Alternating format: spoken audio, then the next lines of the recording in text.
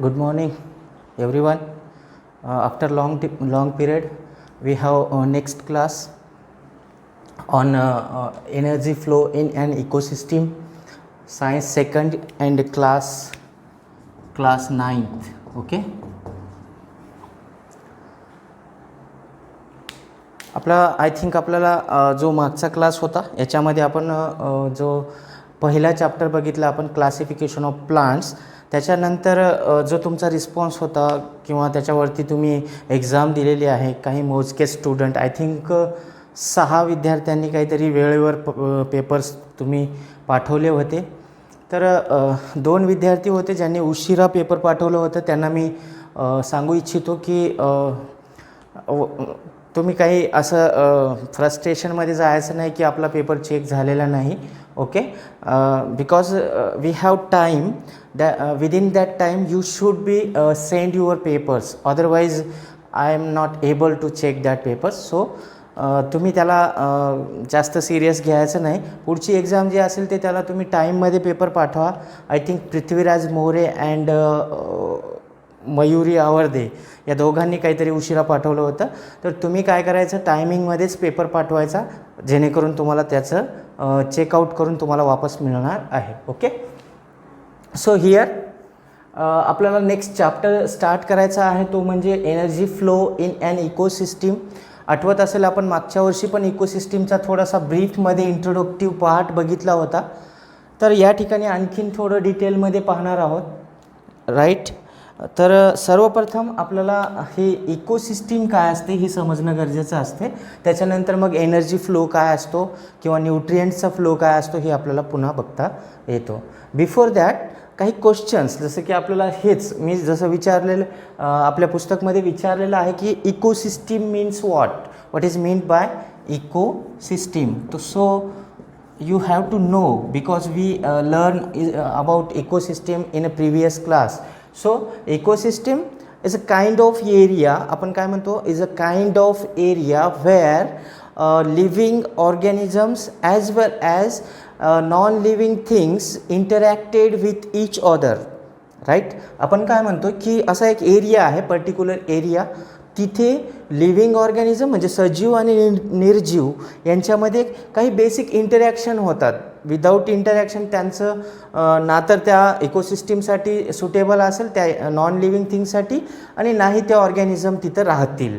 जर इंटरॅक्शन्स नसतील तर तिथं इकोसिस्टीम बनणार नाही. So we can say here ecosystem is the interaction between living and non-living things, okay, in a particular area is known as ecosystem.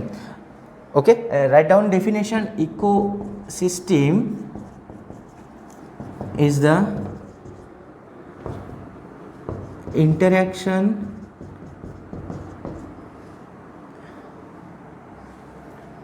between living and non-living things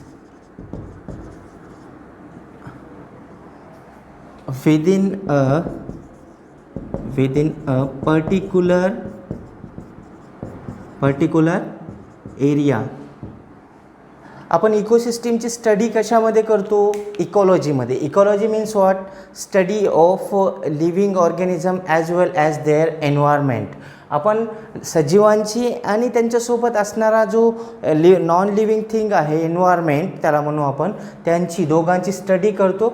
त्याचाच हा part ecosystem. Suppose करा ही हा एक particular area आहे. Area याला समजू आपण forest area आहे. ओके, फॉरेस्ट एरिया हा काय आहे? एक फॉरेस्ट एरिया आहे. आणि आपण काय म्हणतो, ecosystem is the interaction between living and non living things within a particular area. या ठिकाणी काय दिसतं? फॉरेस्टमध्ये आपल्याला कॉमनली ग्रासेस दिसतात. ओके, ग्रासेस असतील तिथं, सोबतच ट्रीज असतील अवेलेबल. राईट, ट्रीज असतात. ओके, स्मॉल श्रब्स पण असतील त्या ठिकाणी काही. राईट, आता these are the trees, means living things, right? Suppose करा इथंच कुठंतरी एक पॉन्ड आहे, या फॉरेस्टमध्ये आणखीन एक छोटंसं तलाव आहे, डबका आहे. सपोज करा आपण इथं रेड कलरमध्ये दाखवू, this is the small pond. Okay, this is the water, this is the water. Okay, this is a pond. एक छोटंसं तळं आहे, पॉन्ड आहे, डबका. ओके, तर याच्यामध्ये काय आहे, हे याच्या रूट्स तुम्हाला माहिती आहे, इंटरॅक्शन्स. आता आपण जसं डेफिनेशनमध्ये सांगितलं आहे, इंटरॅक्शन व्हायला पाहिजे लिव्हिंग आणि नॉन लिव्हिंग थिंग्सचं, तर त्यालाच आपण म्हणतो ह्या एरियाला की हे आहे इकोसिस्टीम. आता याच्यामध्ये अदर ॲनिमल्स पण असतील, आपण त्यांना नाही घेणार आता, फक्त एक एक्झाम्पल म्हणून इथं मी फक्त तुम्हाला प्लांट्सचं आणि ह्या अबायोटिक फॅक्टर म्हणजे इथं जो वॉटर आहे याचं तुम्हाला समजून सांगणार आहे. तर याच्यामध्ये बघा, हे प्लांटचं हे पार्ट म्हणजे स्टेमचा इतका पार्ट आणि याच्या खाली रूट्स असतात, राईट. रूट्स म्हणजे हे सॉईलचा सरफेस. ओके, सॉईल सरफेस आहे, सरफेसच्या खाली रूट्स आहेत. रूट्स काय करणार, हे H2O आहे, बरोबर, पाण्याचं ॲब्झॉर्प्शन करतील सॉईलमधून, इंटरॅक्शन होतोय. Water is a abiotic, that is non living thing, and roots are the living cells of plant, right. तर water interacted or living thing, that is root interact with water, that is non living thing. as well as roots are also interact with minerals like nitrogen in the form of nitrite. Okay, नायट्रेटच्या फॉर्ममध्ये असतील, नायट्राईटच्या फॉर्ममध्ये असतील, इथं पोटॅशियमच्या interaction पोटॅशियमचं करत असतील. तर हे सगळे इंटरॅक्ट होत आहेत लिव्हिंग थिंगसोबत. म्हणजे या ठिकाणी आपण काय दाखवलं, एक ट्री आहे, व्यवस्थित समजून घ्या. आपली डेफिनेशन दिसतंय, डेफिनेशनमध्ये जसं सांगितलं आहे ते इथं आपल्याला दिसलं पाहिजे. हे एक एक्झाम्पल म्हणून आपण घेतलं आहे, फॉर एक्झाम्पल. हे काय आहे, एक्झाम्पल आहे. तर एक्झाम्पल कशाचं घेतलं आपण, एक एरिया घेतला, फॉरेस्ट एरिया. फॉरेस्ट एरियामध्ये, फॉरेस्ट एरिया आहे म्हणजे तिथं ट्रीज असतील, श्रब्स असतील, छोटे छोटे झुडपं त्याला म्हणू, आणि ग्रासेस पण अवेलेबल असतील, आणि एक छोटंसं पॉन्ड दाखवलं आहे, फॉरेस्टमध्ये पॉन्ड आहे समजा. तर काय होणार याच्यामध्ये, इथं मिनरल्स, सॉईलमध्ये जे मिनरल्स असतील, minerals are the non living things, right, and water also non living. Okay, so here interaction between living, who is here living, root of plants. Okay, who is living, root of plants interacted with non living things like water and minerals. Okay, this is the interaction between living and non living thing. I hope तुम्हाला हे example तुम्हाला व्यवस्थित समजलं असेल. तर हे आहे ecosystem. तर आपल्याला दुसरा प्रश्न या ठिकाणी पडायला पाहिजे की what are the types of ecosystem, types of ecosystem. What are the types म्हणता येईल, किंवा आपल्याला म्हणता येईल की how many types of ecosystem are there in a nature. आपल्याला एन्व्हायरमेंटमध्ये आता कॉमनली आपण जे पाहतो, आता इथे एक आपण घेतला फॉरेस्ट, जसं की हे टाइप्स आहेत, त्याच्यामध्ये फर्स्ट टाईप घेतलं फॉरेस्ट इकोसिस्टीम आहे आपल्याकडं, फॉरेस्ट इकोसिस्टीम, राईट. अजून कोणती इकोसिस्टीम असते, ग्रासलँड इकोसिस्टीम आहे, grassland ecosystem. Another one we have terrestrial ecosystem, terrestrial ecosystem. We have aquatic ecosystem, aquatic ecosystem. aquatic ecosystem आपल्याला दोन टाईप्सचे दिसतात. एक असतं fresh water ecosystem, fresh water ecosystem. Another is marine water ecosystem. Okay, अक्वाटिकमध्ये आपण दोन सांगितलं आहे, फ्रेश वॉटर इकोसिस्टीम असेल लाईक पॉन्ड आहे, लेक असतील यामधल्या, किंवा रिव्हर असतील, ह्या इकोसिस्टीम्स, आणि सोबतच मराईन वॉटर इकोसिस्टीम जे आपण ओशियन्स असतील, सी वॉटर आहे, ओके, तर तिथल्या इकोसिस्टीम्सना आपण म्हणू मराईन वॉटर इकोसिस्टीम. याच्या व्यतिरिक्त आपल्याला आणखीन एक घेता येतो ज्याला आपण मागच्या वर्षी पाहिलं होतं, desert ecosystem. Desert ecosystem, desert वाळवंटी प्रदेश आहे, तिथली इकोसिस्टीम वेगळी असणार आहे. तर these all are the ecosystems where interaction of living and non-living things are occur. Okay, ह्या ठिकाणी ह्या सगळ्या इकोसिस्टीममध्ये इंटरॅक्शन होताना दिसणारच आहे आपल्याला, जसं इथं आपण उदाहरण देऊन सांगितलेलं आहेच. Okay, not only plants, other all animals, like suppose करा here are some birds on the trees, here sitting here, these are the birds. Okay, these are the birds sitting on tree, birds on tree, on tree. Okay, these birds also drink here, they use here water as well as other nutrients like any kind of seeds on surface of soil within a forest. Like these interactions are occur in a particular area. Okay, that area is referred to as ecosystem. Okay, now next question is there, how does interaction take place between biotic and abiotic components? So here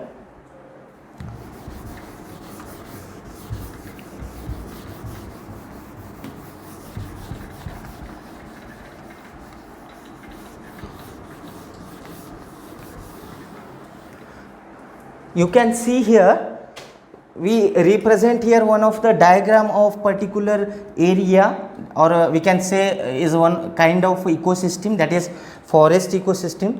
So how interaction take place? Okay, so we can take another example like see here, it is the tree. Okay, this is the tree. Tree from any forest area or any land area, that is the terrestrial area. Okay, what happened here, we have atmosphere on the surface of earth, right? On the surface of earth, आपण अर्थ सरफेसच्या वरती जर पाहिलं तर सगळ्याचा सगळा area जो आहे हा वरचा ॲटमॉस्फेअरचा आहे. We have atmosphere. Within atmosphere we have so many gases like we can say O2, we can say CO2, okay, we can say nitrogen, these all etc. We have so many gases. We find that plants produce their own food by the process of which process? That is the photosynthesis.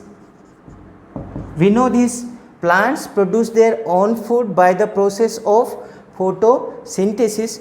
During this process, what they do, in the atmosphere so many gases are present. From that CO2 of atmosphere, they takes the CO2 from atmosphere and use that CO2, that is the use of that CO2, as well as water from soil by the with the help of roots absorb the water from soil with the help of roots. Okay, here CO2 absorbed with the help of leaves. We can say here this is the leaf, and here are open stomata. These stomata are helps in the taking CO2 from atmosphere. Okay, like these interactions, see here what happened, CO2 is the abiotic factor.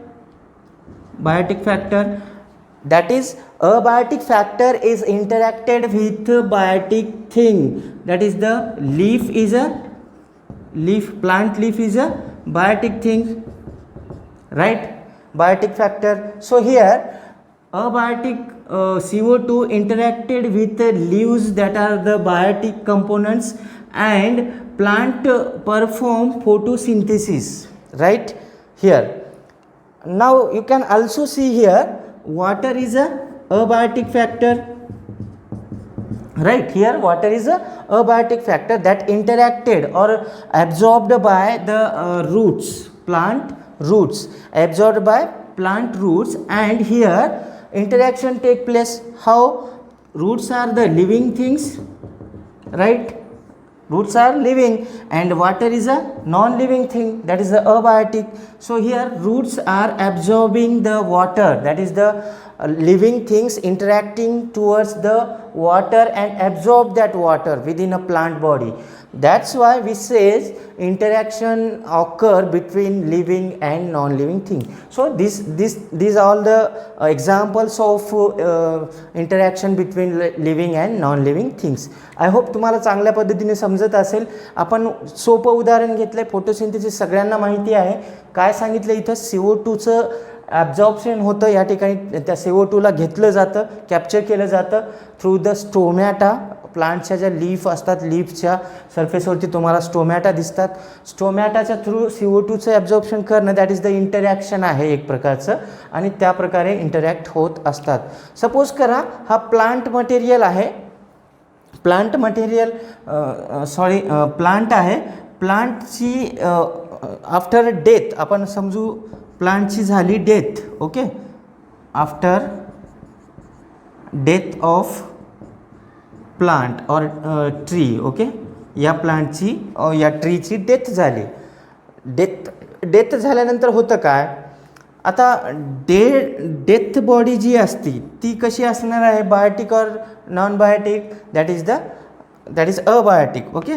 Death is abiotic factor. So here from this dead body, आपण म्हणू या dead बॉडीमधून काय येतील, nutrients like, आता प्लांटमध्ये काय काय असतील, त्या ठिकाणी कार्बन मिळणार, हायड्रोजन असणारच आहे, त्याच्यामध्ये बॉडीमध्ये CO2 आहेच, सोबतच नायट्रोजन प्रेझेंट आहे, फॉस्फरस आहे, ओके, कॅल्शियम आहे, सोडियम आहे. दिस ऑल मिनरल्स और nutrients are mixed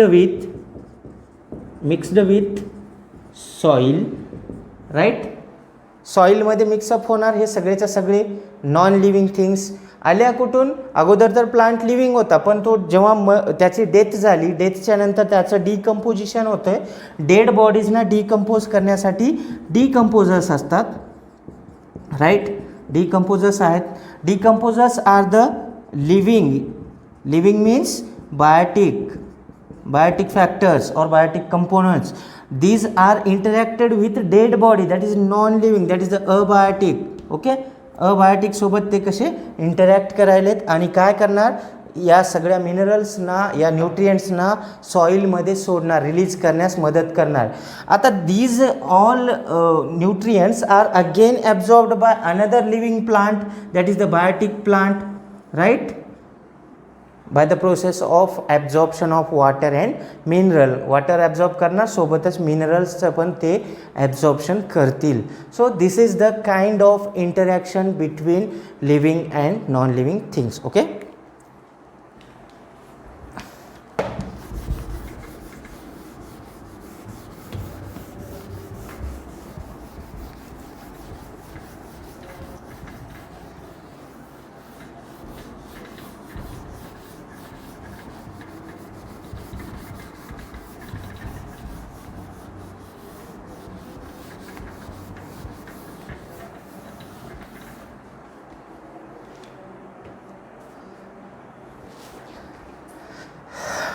Now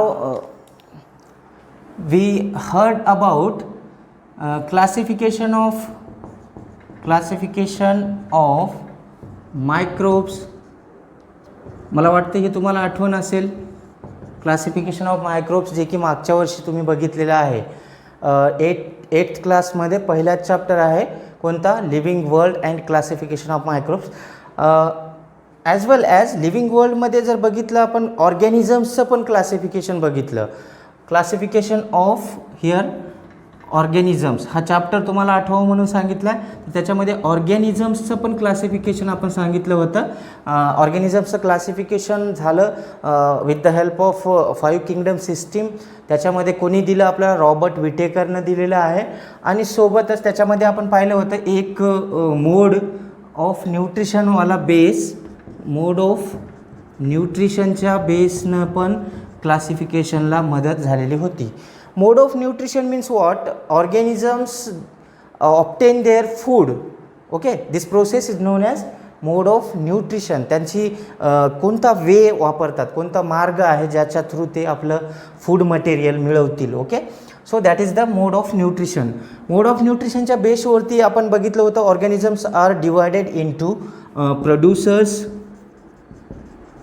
right, producers, then consumers, then saprophytes. Okay, saprophytes means those organisms who survive or live on dead and decaying matter. They require dead and decaying matter or body for the survival purpose. Okay, then fourth, decomposers. Okay, these are the types of mode of nutritions आपण म्हणू. Producers, organisms who can produce their own food. Consumers, they only consume the other food, other organisms or their products. Okay, saprophytes, they consume dead or decaying matter. Okay, and decomposers decompose the dead bodies. Okay, these are living organisms but they decompose the particular matter, right? So these are the mode of nutritions. या बेसवरती पण आपण classification होताना बघितलेलं होतं. Okay, याचा पुढचा जो भाग असेल तो पुढच्या आपण नेक्स्ट व्हिडिओमध्ये बघणारच आहोत. 9th वाल्यांचा रिस्पॉन्स नाही, तुम्ही व्हिडिओ बघत नाही असं वाटतं आहे तर तुम्ही एक्झाम पण कंटिन्यू करायच्या. फर्स्ट चॅप्टर आपलं चालू झालेलं आहे आजपासून, तर याच्यावरती आता हा चॅप्टर सुरुवातीपासून रेग्युलरली व्हिडिओ वॉच करा, तुम्हाला समजेल नक्कीच. आणि तुम्हाला याच्यावरती एक्झाम देत असताना जेव्हा आपण पुढची एक्झाम घेऊ तेव्हा मला सगळीचे सगळी विद्यार्थ्यांनी पेपर पाठवलेले दिसले पाहिजेत. ओके, आणि ते पण टाईमच्या मध्ये.